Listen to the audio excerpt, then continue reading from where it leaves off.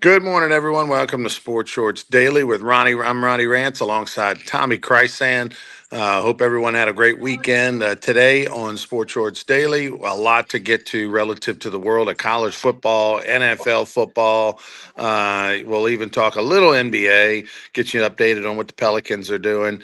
We're also going to be joined today by Joel Davis, who's going to join us here in just a couple of minutes. We'll get his take on some things that are going on in the world of sports. But Tommy, first off, I want to get your reaction. I was stunned, shocked, and amazed yesterday about Notre Dame not getting into the playoffs. I mean, Miami got into the playoffs, no Notre Dame into the playoffs. Your reaction to that? Well, Notre Dame is certainly one of the 12 best teams in the country, regardless of losing to Miami in August and regardless of playing a cupcake schedule. But Ronnie, the problem is this: the committee, all of a sudden makes it important that they lost head to head, but they didn't do that for weeks. Kind of like years ago with Florida State when their quarterback got hurt and they didn't move him down until the last week. Okay. And then the committee chairman couldn't explain it to Reese Davis. I'll give Reese Davis credit yesterday. He kept asking the question. The guy was tap dancing around. He's the AD from Arkansas. And then Reese went right back to the question.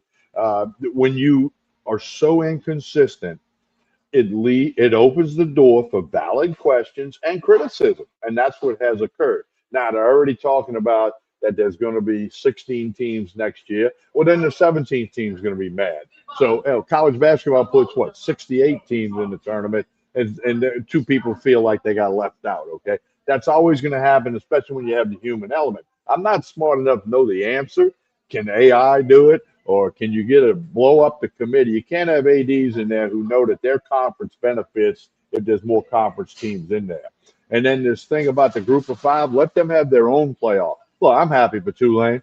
I got a lot of friends that went to Tulane. I don't mind seeing Tulane have success in anything, but they're not one of the best 12 teams, and they're 16 and a half point dogs against a team that they lost by 35 points to earlier in the year. James Madison shouldn't be in. BYU, Notre Dame should probably be in. That's easy for us to say sitting here on a Monday morning, but it's a fact, and it does not look good for college football. On top of all of the other not look good with the coaching changes during the season and the portal and NIL. Georgia suing a kid now that went to Missouri for 390 grand that they paid him, and then he left, so they want their money back. College football or NFL junior or whatever we're going to call it is 100% of a mess. Now you got 12 teams, and five or six of them have a legitimate shot to win it all. And so once you get back on the field, it'll all be about the football, but it won't be for a couple of weeks. Now, probably one person happy with all the controversy, Ronnie, Lane Kiffin, because he got knocked down the list a little bit as far as top story of the whole thing that happened with him and not showing up for college game day because he was working and this, that, and the other. So Lane Kiffin's story kind of moved down the list a little bit. But college football's got some serious problems, and hopefully they can address it in February and have a better system. There's no perfect system, especially when humans are involved. We've seen all the blown calls in the NFL this weekend. There's no perfect system, but you got to get something better than what you have. Maybe stop this Tuesday night release of the rankings and all of that. Maybe just do one the week before the final, or just wait. Keep everybody, holding their breath and just wait till their selection Sunday and come up with the best teams. I mean, it's not a good look. It does not look good for the Saints at all. I mean, for college football. Well, I would say that the whole releasing the weekly stuff is good TV. It's free TV, it's cheap TV, it's good TV. So they're not going to get rid of that part. But next year and beyond, they will go to the four major conferences. Their conference champions will automatically get in. That way, like a team like Duke, who had a Cinderella run, they would be in as they deserve to be. If you are in one of the four major conferences and you make qualify for your championship and you win your conference championship, regardless of records, you should be in. That's the way it should be. Well, that's four teams. Now you got eight to go, assuming they don't expand the field. Of those eight, Tommy, in order to keep the group of five floating, in order to keep them relevant, and in order to keep most of those group of fives, Tommy, are losing money. Okay, and they exist to simply play, be there to play those non-conference games and get a paycheck, from the big boys, right? And a lot of them. And so you gotta keep that dream alive. You gotta give them that carrot. One team from all those 60 teams or whatever gets to go to the big dance. I have no problem with that. That would be 5 teams. Now you have to pick the best 7. The problem is, how do you pick the best 7? It doesn't matter what system you use. It doesn't matter if you had a room full of former Heisman Trophy winners, or Nick Saban did it himself, or whatever. Whoever is eighth or ninth is going to be pissed off. It doesn't matter. It's never going to be a perfect system. I, do we really believe Oklahoma's better than Vandy, or Texas is better than at this, because you go by you you go by what the problem is that there's not a clear set of rules. And what I mean Right. by that, Tommy, is, are we picking the best team right now, or are we picking the team who had the best season? Right? I mean, is it about who's the best on December 1st, or is it who is the best for 3 months? Because if you go by that perspective, then you go, okay, well, Notre Dame won 10 games in a row, and here's where they're at right now. And, Texas looked like crap early on, but then here's where they're at right now. Vanderbilt, same way. Oklahoma isn't as good right now. Alabama isn't as good right now. Miami even, but because of their body of work, we took in consideration their body of work, and not who is the best 12 teams on December 1. But that's, what is that the rule? We don't know. Well, Nick Saban made a great point yesterday. You had 2 teams, James Madison and Tulane, were judged by one set of criteria. The other 10 teams who are in, plus BYU, plus Notre Dame, were judged by a different criteria. That doesn't look good. That's not fair. We always talk about fairness, and can we get a real answer? We need to see transparency. A list of the 10 criteria in the order of importance that applies to all teams, whether you're James Madison, Tulane, BYU, Notre Dame, Oklahoma, Vanderbilt, Texas. It's got to apply the same. And again, there's always going to be something that ain't right, but it's got to be better than what it is now. And we do have Joel I waiting, Ronnie. If you, I whenever I, you're I ready for agree that. with that. I agree with that, Tommy. But here's the thing. I actually am happy that Notre Dame didn't get in. This is probably the first time I can remember in memory that they didn't get the benefit of the doubt. They always get the benefit of the doubt, But and Alabama did. but Alabama got the benefit of the doubt. Yeah, but here's the thing: join a conference. Join a conference.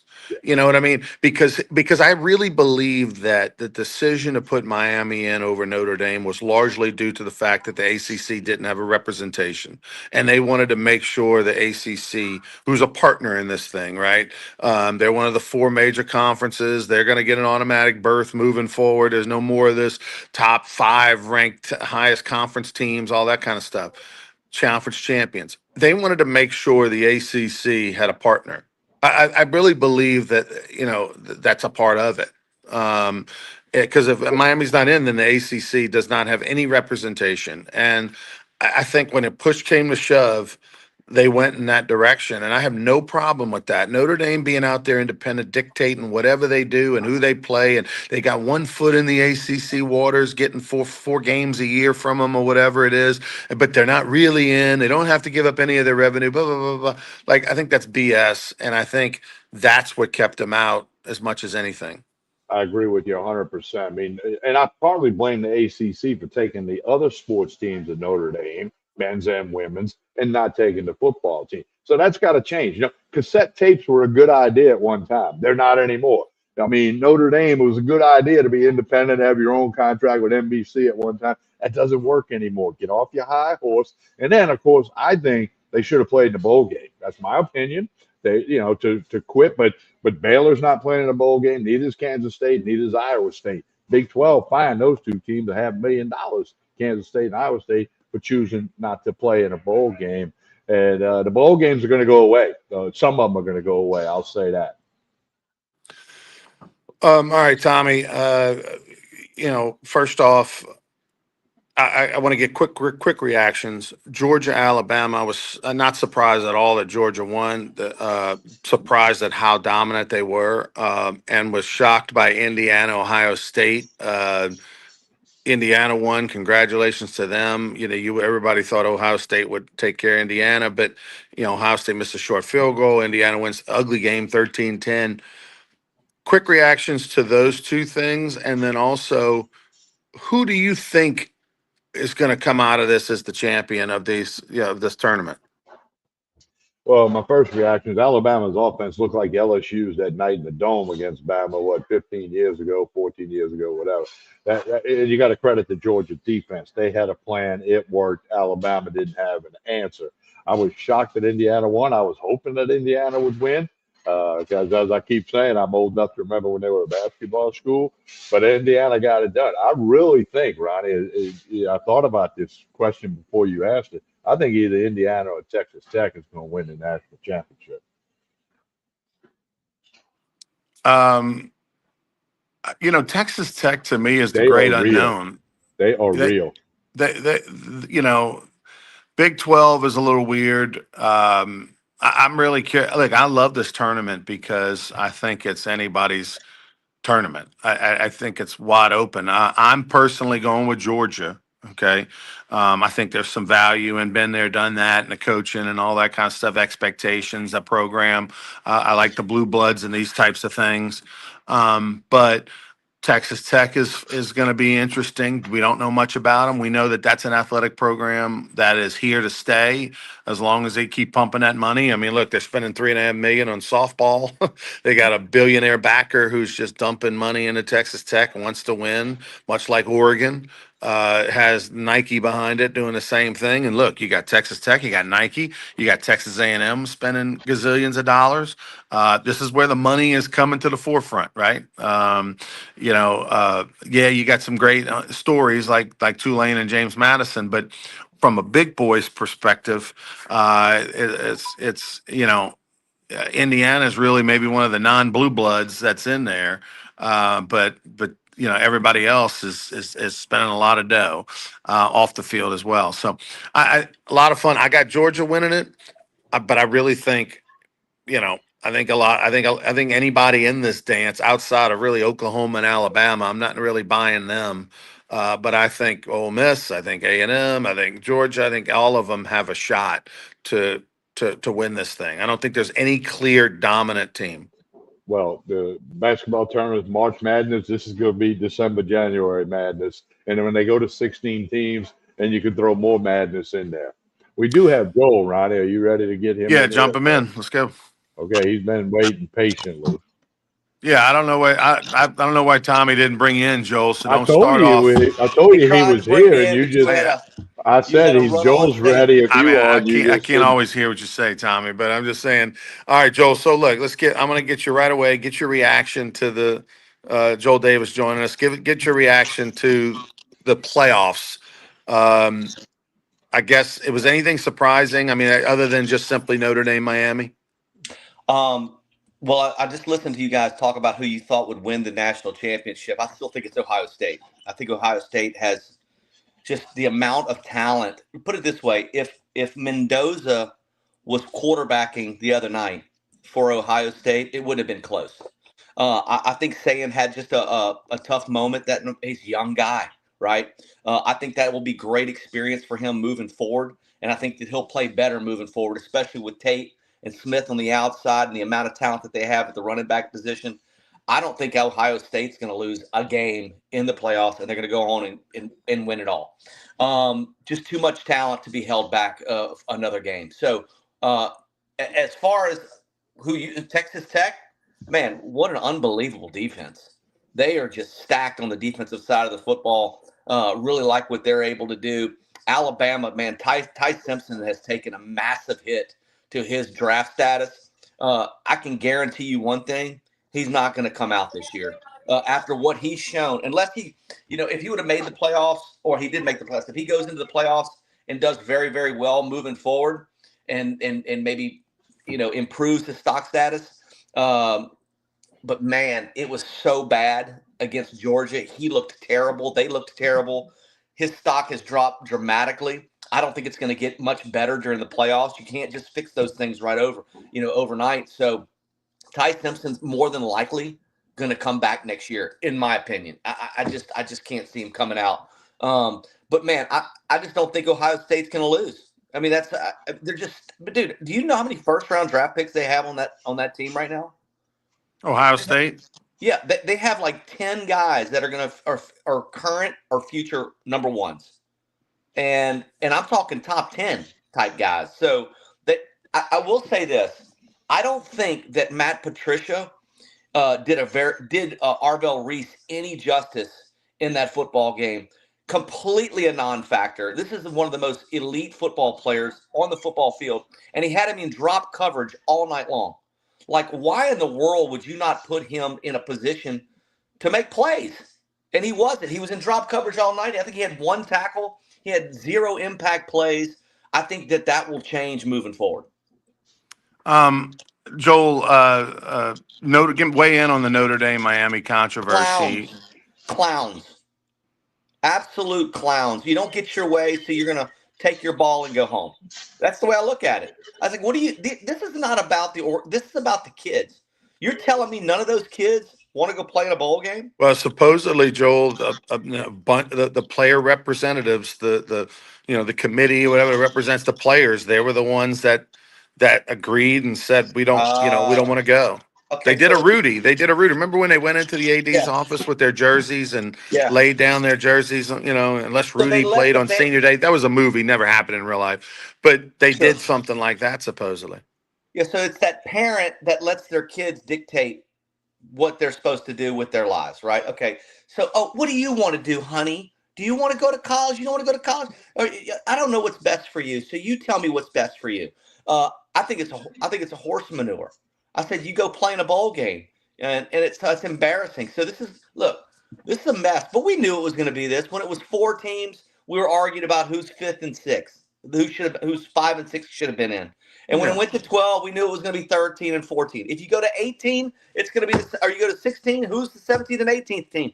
It's never going to change. It's a mess. But there's no reason for Tulane and James Madison to be in this. That's a joke. I mean, I know how people feel about that, but they're not gonna shock the world. No, they're not. And matter of fact, James Madison finds themselves, Tommy, what, a 21.5-point favorite dog, I think. 20.5 at Oregon. Yeah. You tell me Texas wouldn't be more fun than that? Right. I mean, look, Manning. I want to see Arch Manning go in and do something in the playoffs. I mean, Vanderbilt wins 10 games and has the quarterback story of the year, really, in Pavia. The fact that he's not getting more of Heisman love is ridiculous. But it is. You got a guy in Pavia who literally has changed single-handedly, he and his coach have changed the direction of that football program in 2 years. And they would be more entertaining. By the way, take Oregon to cover, take Ole Miss to cover. I think in both those games. Yeah. I know it's hard to beat a team twice and blow them out twice, but without Lane Kiffin, and I still like Ole Miss to cover 17 points against Tulane. I mean, I want to say this about Pavia. You just mentioned Pavia. Dude, it's the reason why he's not getting love is because he doesn't look the part.